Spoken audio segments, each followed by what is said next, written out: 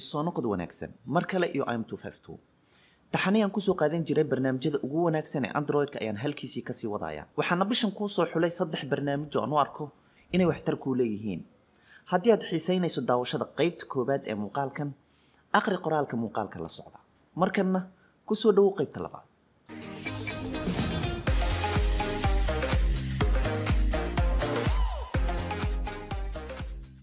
barnaamijka saddexaad touch retouch si fudud ayuu barnaamijkan u tiri karaa qayb kamid ah sawirka iyada oo aan la dareemin waxa la tiray iyo halka laga tirayba inkastoo uusan ku gaarin barnaamijyada waaweyn sida photoshopka haddana isku day xoogan ayuu u galaa sidii aan loo dareemi lahayn waxa ka maqan sawirka marka aad furto barnaamijka gal albums soo xulo sawirka aad doonto halkanna keen si aad walxo aadan rabin uga saarto sawirka qaybta hoose ka dooro object removal deetana si taxaddar leh u xulo waxa la tirayo kadibna dheh go isku daygiisa waa intaa haddii aadan ku qancin ka laabo oo fallaartan taabo si ka degdeg badanse xulo quick repair waxaa la tirayana xulo wuu tirmayaa markaasba haddii aad sawirka ka tiraysa qayb xariiq ah xulo line remover kadibna dooro waxa xariiqda oo kale ah ee la tirayo si aad u hesho natiijada ugu fiican ee tirista barnaamijkan waxa uu ku fiican yahay tirada shay qaybtiisa dambe tahay hal midab haddii kale laga yaabee inuu isku qaldo shayga la tirayo iyo waxa ka dambeeya si aad u kaysato sawirka aad wax ka bedeshay fallaartan kor u jeeda dooro kana sii xulo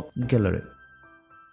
barnaamijka labaad Flowtube sida caadiga ahba iskuma heli karaysid hal mar daawashada muuqaal ku jira YouTube-ka iyo adeegsiga barnaamij kale oo telefoonkaaga ku jira balse barnaamijkan Flowtube suuragal ayuu ka dhigayaa markaad barnaamijkan furto sida YouTube-ka ayuu wax yar u muuqaal eg yahay muuqaalka aad doonto marka aad raadiso ee aad xulato kaliya button-kan ayaa taabanaysaa dusha sare ayuu soo marayaa muuqaalka aad daawanayso markaasba barnaamijka aad doonto ayaad soo furan kartaa hawshaada kalena sii wadan kartaa adigoo daawanaya muuqaalka YouTube-ka ah ee aad soo dooratay waad weynayn kartaa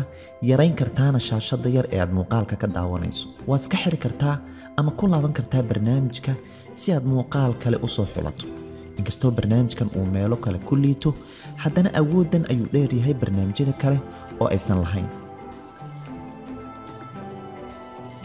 barnaamijka koobaad unseen markaad aqrido fariimaha lagugu soo diray messenger whatsapp iyo kuwa la midka ahba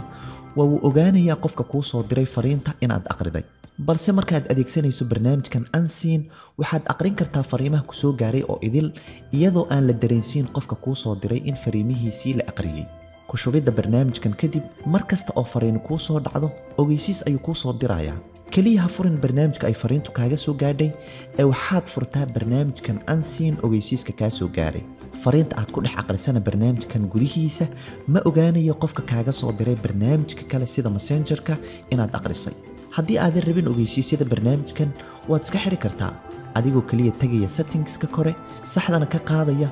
midka aadan ogeysiisyadiisa doonayn ogowna ugu dambeyntii in barnaamijkan uu kaliya la shaqayn karo messenger whatsapp Viber iyo Telegram aadana ku dhex jawaabi karin barnaamijkan gudihiisa waa iga intaa waxaan jeclaan lahaa inaan ogaado barnaamijka aad ka heshay saddexdan iyo haddii aadan midna ka helin jawaabtaada qaybta faallada ee hoose ayaad dhigi kartaa sidoo kale ha ilaawin inaad muuqaalkan la wadaagto asxaabtaada haddii aadan ka mid ahaynna waxaan kugu casuumayaa ka mid noqoshada asxaabta im252 Facebookga YouTube-ka iyo Twitter-kaba waxay noo balana muuqaalka xiga guulayso saaxiib qaaliya